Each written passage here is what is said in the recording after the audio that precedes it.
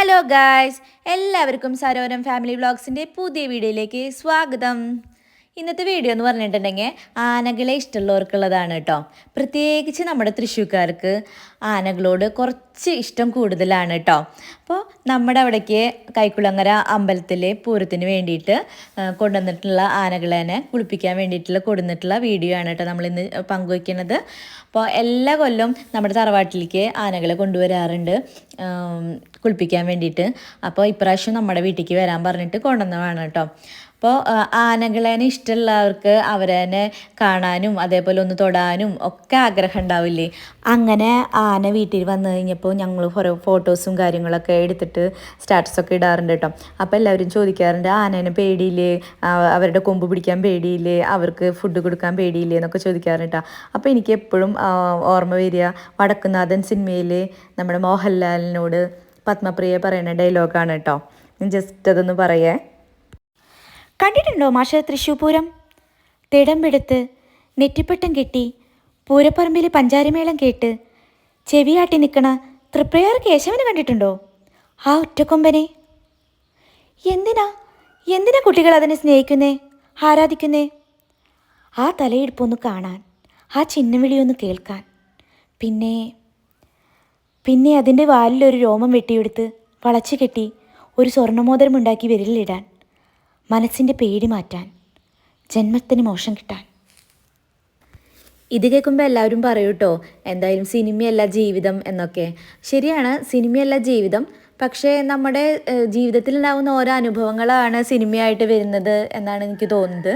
അപ്പോൾ എന്നിരുന്നാലും നമുക്ക് ഇഷ്ടമുള്ള ഒരു വ്യക്തിയാണെങ്കിൽ പോലും മൃഗങ്ങളാണെങ്കിൽ പോലും അവരോടൊരു പേടിയോ അതേപോലെ ദേഷ്യമോ അങ്ങനെയൊന്നും നമുക്ക് തോന്നില്ല എന്നാണ് എൻ്റെ ഒരു നിഗമനം.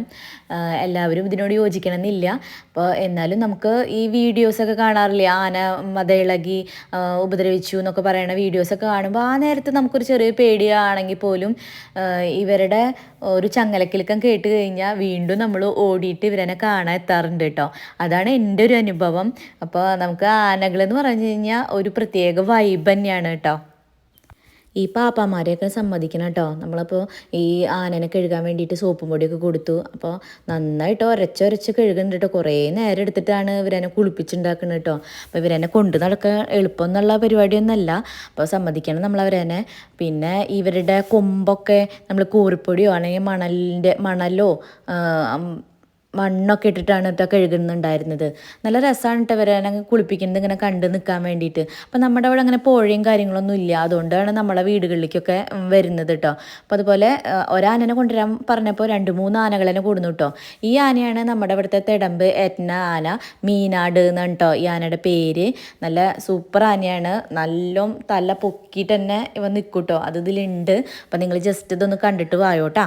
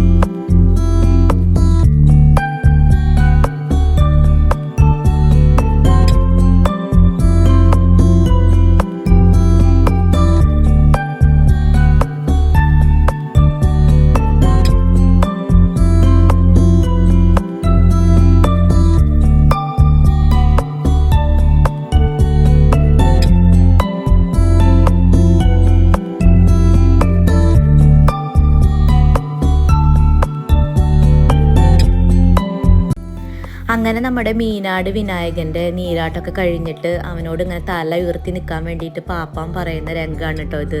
അപ്പോൾ നല്ലോണം പറഞ്ഞനുസരിക്കുന്ന ഒരു ആന തന്നെയായിരുന്നു കേട്ടോ. അപ്പം അങ്ങനെ അവൻ പോവാൻ നിൽക്കുകയാണ് കുളിയൊക്കെ കഴിഞ്ഞ് കഴിഞ്ഞിട്ട്. അപ്പം ഞങ്ങൾ അവന് ഫുഡ് കൊടുക്കാൻ വേണ്ടിയിട്ട് വിളിച്ചപ്പോൾ തിരിച്ചു വന്നു കേട്ടോ.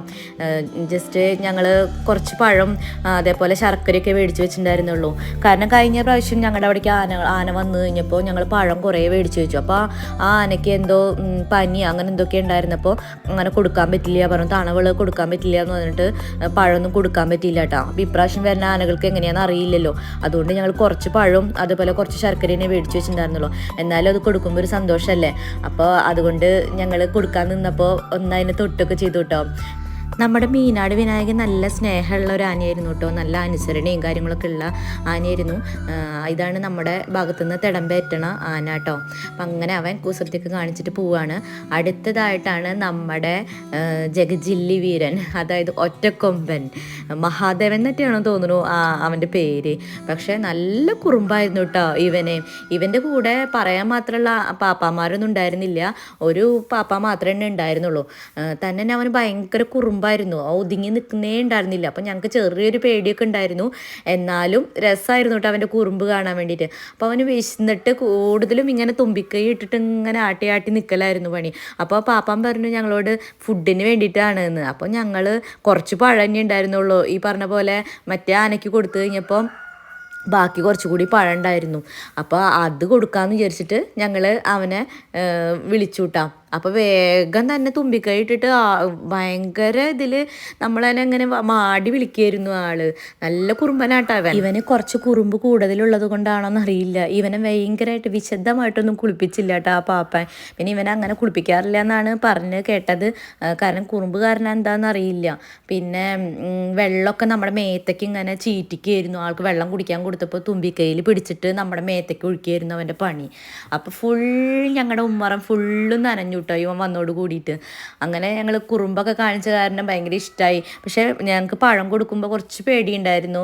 ഇവനെ കണ്ടോ, ഇവൻ ഭയങ്കരമായിട്ട്, പക്ഷെ എന്നാലും പറഞ്ഞാൽ അനുസരിക്കണമൊക്കെ ഉണ്ട് കേട്ടോ. അവിടെ ഇരിക്കാൻ പറഞ്ഞപ്പോൾ ആൾ ഇരിക്കണവും കാര്യങ്ങളൊക്കെ ഉണ്ട്. എന്നാലും കുറച്ച് കുറുമ്പുണ്ട്. ഇങ്ങനെ എന്താ പറയുക, സ്റ്റഡി ആയിട്ട് ആൾ നിൽക്കുന്നില്ല, എപ്പോഴും ഇങ്ങനെ ഇളകിയിട്ട് നിൽക്കണത്. അതുകൊണ്ട് ഞങ്ങൾക്ക് ചെറിയൊരു പേടിയും കാര്യങ്ങളൊക്കെ ഉണ്ടായിരുന്നു. എന്നാലും ഞങ്ങൾ പാപ്പ ഉള്ളതല്ലേ എന്ന് വിചാരിച്ചിട്ട് പേടിയൊക്കെ മാറ്റി വെച്ചിട്ട് അവന് പഴമൊക്കെ കൊടുത്തു കിട്ടാ. എന്തൊക്കെ പറഞ്ഞാലും ആന ഒരു ആനച്ചന്തം തന്നെ അല്ലേ. നമ്മൾ ആനച്ചന്തം തന്നെ എന്ന് പറയാറില്ല. അതേപോലെ നമ്മൾ ഈ തിടമ്പേറ്റിട്ടൊക്കെ നിൽക്കുമ്പോൾ പൂരപ്പറമ്പിൽ എപ്പോഴും കാഴ്ചകളിൽ എന്താ പറയുക, തലയെടുപ്പോടെ നിൽക്കുന്ന ആനകളെ കാണാൻ തന്നെയാണ് കേട്ടോ ഏറ്റവും ഭംഗി. ആന പൂരത്തിന് ഇല്ലച്ചിങ്ങ പൂരം ഒന്നുമില്ല എന്ന് പറയാം നമുക്ക് വേണമെങ്കിൽ. അങ്ങനെ കുറേ ആൾക്കാർ കാണാൻ വന്നിട്ടുണ്ടായിരുന്നു കേട്ടോ ആനനെ കുളിപ്പിക്കുന്നത് കാണാൻ വേണ്ടിയിട്ട്. കുട്ടികളും അമ്മമാരും അതേപോലെ ചേട്ടന്മാരും ഒക്കെ വന്നിട്ടുണ്ടായിരുന്നു. നല്ല രസമായിരുന്നു കാണാൻ വേണ്ടിയിട്ട്. അപ്പോൾ നമ്മളെ വീട്ടിൽ തന്നെ പൂരം വന്ന പോലെ നമുക്ക് തോന്നി. അങ്ങനെ കണ്ട അവൻ്റെ കുറുമ്പ് കാണിക്കണം നോക്കിയാൽ പിള്ളേരൊക്കെ വേഗം അവിടെ നിന്ന് എണീറ്റു കേട്ടാ. കാരണം ആൾ തുമ്പിക്കൈ ഇട്ടിട്ട് ഇങ്ങനെ, ഞാൻ വിചാരിച്ചു അകത്തേക്കൊക്കെ കയറുമെന്ന് ചോദിച്ചു. മോൻ പറയുന്നുണ്ട് ഇത് അരിക്കൊമ്പനാണോ അമ്മ അതോ ഒറ്റക്കൊമ്പനാണോ എന്ന് ചോദിക്കുന്നുണ്ട്. അപ്പം ഞാൻ പറഞ്ഞു ഒറ്റക്കൊമ്പലുള്ളൂ, അപ്പോൾ ഒറ്റക്കൊമ്പനായിരിക്കും. അപ്പോൾ ഇവൻ്റെ വിചാരം ടി വിയിൽ കണ്ടിരുന്നില്ല ഒറ്റക്കൊമ്പൻ, ആ ഒറ്റക്കൊമ്പനാന്ന് വിചാരിച്ചിട്ടാണ് എൻ്റെ ചെറിയ മോൻ വിചാരിച്ചത്. അപ്പോൾ ഇവരുടെ കുസൃതികളൊക്കെ കഴിഞ്ഞപ്പോൾ വീണ്ടും വേറൊരു ആനയും വന്നു കേട്ടോ. നമുക്ക് ഒരാനനെ കൊണ്ടുവരാൻ പറഞ്ഞപ്പോൾ 3 ആന വന്നു നമ്മുടെ. അങ്ങനെ നമ്മളുടെ ഈ പ്രാവശ്യത്തെ പൂരം അടിപൊളിയായിരുന്നു. നിങ്ങൾ ഈ കാഴ്ചകളൊക്കെ കണ്ടിട്ട് ഇഷ്ടപ്പെട്ടു വെച്ചിങ്ങനെ ഷെയർ ചെയ്യുക, ലൈക്ക് ചെയ്യുക, സബ്സ്ക്രൈബ് ചെയ്യുക. Okay, bye bye, see U.